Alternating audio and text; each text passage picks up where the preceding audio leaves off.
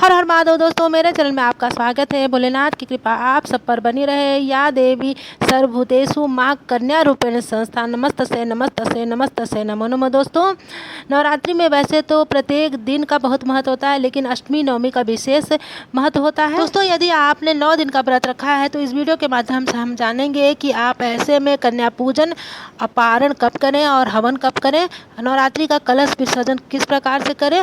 दोस्तों, नवरात्रि के साथ दशहरा की आप लोग को हार्दिक शुभकामनाएं। दोस्तों वीडियो पसंद आए तो एक लाइक और कमेंट अवश्य करिए। आप कमेंट और लाइक करना मत भूलिए। हेलो दोस्तों, मेरे चैनल में आपका स्वागत है। मेरा वीडियो पसंद आए तो लाइक कीजिए, सब्सक्राइब कीजिए। नमस्कार।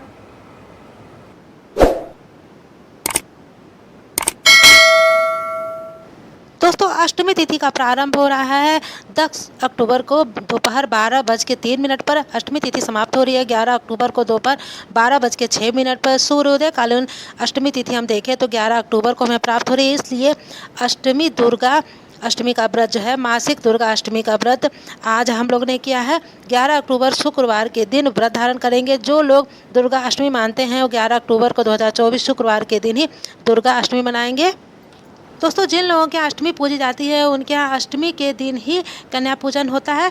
यदि आपने नवमी लग गई है लेकिन फिर भी आपने अष्टमी का व्रत धारण किया है, इसलिए आप कन्या पूजन कर सकते हैं।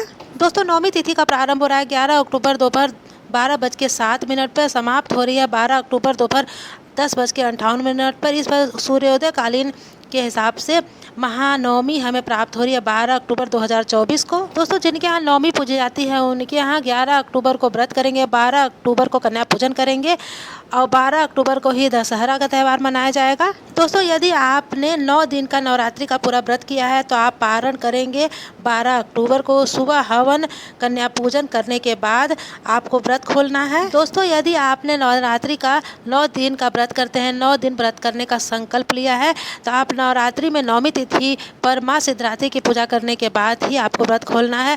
बहुत सारे स्थानों में 10वीं तिथि के दिन व्रत खोला जाता है, लेकिन आप नवमी तिथि के दिन पूजा करने के बाद, कन्या पूजन करने के बाद, माँ सिद्धरात्रि की पूजा करने के बाद, कन्या पूजन हवन करने के बाद, आरती करने के बाद, माँ का कलश विसर्जन करने के बाद ही आप व्रत खोल सकते हैं। यदि आपके घर में अष्टमी तिथि के दिन कन्या पूजन होता है, हवन हो रहा है, तो भी आप अपना व्रत जारी रखिए। एक दिन और व्रत कर लीजिए। नवमी तिथि के दिन आप माँ की पूजा आराधना करने के बाद, आरती पूजा करने के बाद, कलश विसर्जन करने के बाद ही अपना व्रत खोलिए। दोस्तों, जिसके यहाँ नवमी में कन्या पूजन होता है वो नवमी में कन्या पूजन करेंगे। 12 अक्टूबर को सुबह 10:58 तक आपको कन्या पूजन कर लेना है। उसके बाद आप पारण का शुभ मुहूर्त दे करके पारण करेंगे। अब नवरात्रि का व्रत इस प्रकार से पूर्ण होगा। आपका 12 अक्टूबर को व्रत खोलना है। व्रत का पारण का शुभ मुहूर्त है 12 अक्टूबर 10:58 तक नवमी तिथि रहेगी।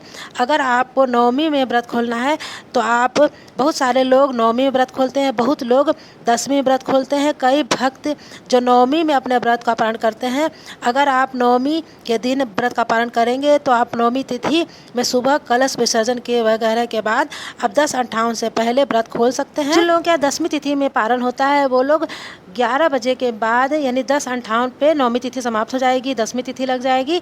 उसके बाद आप अपना व्रत खोल सकते हैं। दोस्तों, अष्टमी नवमी में कन्या पूजन हवन करने में आप असमर्थ हो गए हैं, किसी कारण से आप में कोई अड़चन आ गई है, पीरियड्स आ गया है, तो आप हवन कन्या पूजन नहीं कर सकते, तो अपने परिवार में किसी और सदस्य से भी कन्या पूजन हवन करवा सकते हैं। यदि आप भोजन बनवा करके भी कन्या पूजन करवा सकते हैं तो आप बिल्कुल दूसरे से भी करवा सकते हैं, हवन भी करवा सकते हैं, किसी भी सदस्य से भी करवा सकते हैं। आप मानसिक रूप से उस पूजा में शामिल हो जाइए। ऐसा करने से भी संपूर्ण फल मिलता है। मान लीजिए यदि आप अकेले हैं और कोई कारणवश आप नहीं हवन कर सकती हैं और कन्या पूजन कर सकती हैं, तो आप संकल्प कर लीजिए कन्या पूजन मंदिर में जा कर के किसी से भी आप हवन कर सकती हैं। और कन्या पूजन के लिए आप कुछ पैसे कन्या पूजन के निमित्त मानसिक रूप से आप निकाल दीजिए पहले से ही कि हम इतने अमाउंट का दान करना चाहते हैं। कन्या पूजन के निमित्त आप सामग्री आप शुद्ध हो जाएंगे तो आप आसपास दुर्गा मंदिर में, देवी मंदिर में, दान पेटी में आप डाल देंगी। फिर इस प्रकार से आप कन्या को उपहार भी दे सकती हैं ठीक उसी पैसे से। इस प्रकार से मानसिक संकल्प लेकर के भी आप कन्या पूजन कर सकती हैं। यदि ऐसी अड़चन की स्थिति आ जाती है तो आप शुभ दिन देख करके जब आप शुद्ध हो जाएं तो जैसे एकादशी के दिन, पूर्णिमा के दिन आप चौकी बैठा सकती हैं, कलश विसर्जन भी कर सकती हैं। उसी दिन आप कन्या पूजन भी कर सकती हैं। कुछ कन्याएं घर बुला करके भोजन करा दीजिए, दान दक्षिणा दे करके उन्हें विदा कीजिए। कन्या पूजन करके पूरी नवरात्रि का आपको फल मिल जाएगा। कुछ लोग नवरात्रि का पहला दिन व्रत करते हैं, उसके बाद अष्टमी का व्रत करते हैं। कुछ लोग सप्तमी, अष्टमी, नवमी का व्रत करते हैं, उससे भी पूरी नवरात्रि का फल मिल जाता है। दशमी में पारण करते हैं। कुछ लोग सिर्फ अष्टमी का व्रत करते हैं और नवमी में पारण करते हैं। इस प्रकार से आप जब भी जैसे भी व्रत करें, लेकिन कलश विसर्जन जो है सबसे अंत में होगा।